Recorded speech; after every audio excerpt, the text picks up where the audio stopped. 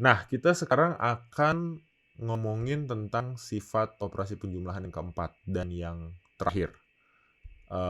Dan sebenarnya ini berurusan juga dengan urutan operasi yang kita obrolin di awal banget gitu ya.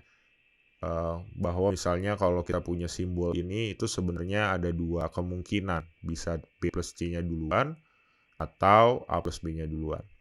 Lalu kita amati sebuah sifat yang kita kenal dengan P1, kita sebut dengan P1 kemudian yang berkata bahwa keduanya sama aja.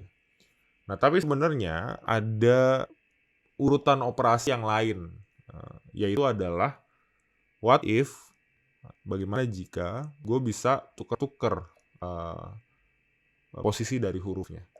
Gimana apakah hasilnya akan sama atau enggak gitu ya. Gue tuker-tuker artinya kalau gue ubah jadi A, C plus B gitu, gimana gitu. Apakah akan sama kalau gue ubah jadi C plus A plus B gitu misalnya.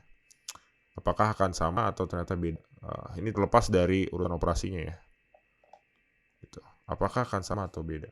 Nah, inilah yang mendasari adanya sifat P4 yang merupakan hasil pengamatan selanjutnya gitu ya. Hasil pengamatan yang bilang bahwa jika A dan B sembarang bilangan, maka A tambah B itu sama dengan B tambah A. Ya kan?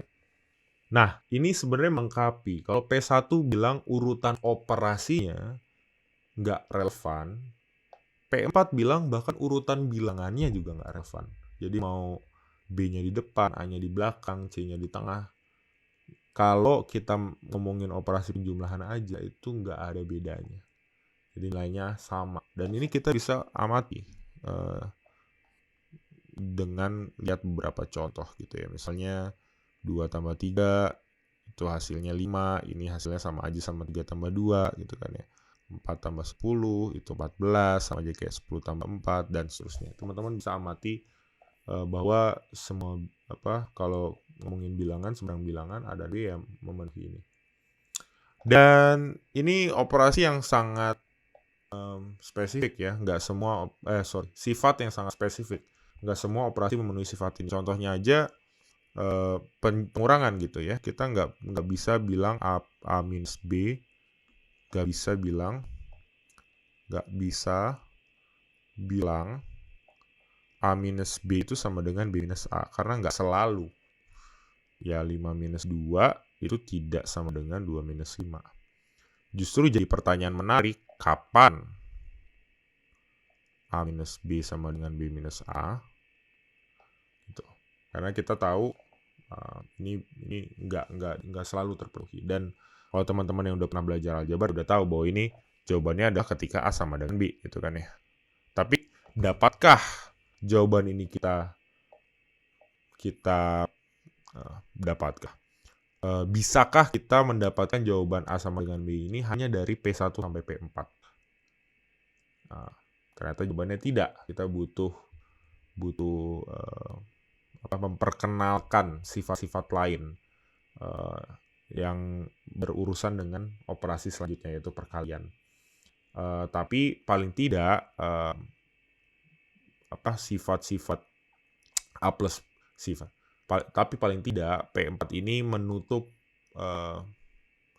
kumpulan sifat dari penjumlahan yang membuat penjumlahan itu sebuah operasi yang sangat cantik gitu ya, well behaved banget gitu. Jadi urutannya mau diubah-ubah, urutan operasinya diubah-ubah nggak masalah, urutan bilangannya diubah-ubah nggak masalah, jadi dia nggak relevan. Lalu ada elemen bilangan 0 yang membuat penjumlahan dengan apapun, hasilnya apapun itu juga.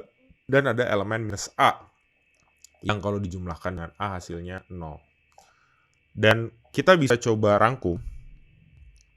Kita tulis ulang P1 sampai P4 untuk menjadi catatan kita bersama. P1 bilang jika ada A, B, dan C sembarang bilangan. Mungkin pernyataan jika A, B, dan C sembarang bilangannya gue tulis secara umum aja. Nah, P1 bilang A ditambah B plus C dalam kurung itu sama dengan A tambah B tambah C. Nah ini kita kan punya namanya nih. Kita punya nama untuk sifat ini. Kita sebut asosiatif, sifat asosiatif. Jadi kalau pertanyaan apakah sifat ini dimiliki oleh sekumpulan bilangan tertentu, itu pertanyaan tentang asosiativitas atau associativity. P2 itu ngomongin tentang elemen 0. Ya, A tambah 0 sama dengan 0 tambah A sama dengan A. Ini adalah sifat yang kita sebut identitas. Identitas bilangan 0 terhadap penjumlahan. P3 bilang A ditambah minus A. Ya, sebenarnya ini juga minus A ditambah A, ini sama dengan 0. Ini sifat yang kita sebut dengan sifat inverse, gitu ya. Bahwa setiap bilangan A punya pasangan yaitu minus A, atau lawan, gitu ya, yang kalau dijumlahin hasilnya 0. Lalu kita punya P4, yang barusan kita bahas, yang bilang bahwa A tambah B itu sama dengan B tambah A. Yang ini kita sebutnya dengan komutatif. Kita punya sebutannya namanya komutatif. Itu ya. Dan anyway, kalau kita lihat, ini A plus B sama dengan B plus A, itu sebenarnya apa ya, agak bukan redundant sih, tapi A tambah 0 sama dengan 0 plus A ini ya bisa nggak perlu dua-duanya dibuktikan. Kalau memang mau kita buktikan, kita cuma buktikan salah satu dan bilang bahwa ya karena komutatif maka 0 tambah A juga pasti hasilnya A. Begitu juga dengan ini, kita cuma perlu buktikan yang satu aja, lalu bilang dengan komutativitas, maka yang satu lagi juga terpenuhi. Oke, that's it buat P1, P4 yang adalah sifat-sifat operasi penjumlahan. Kita lanjut ke sifat-sifat dari operasi perkalian. Kita akan mencoba membreakdown perkalian itu sebenarnya apa.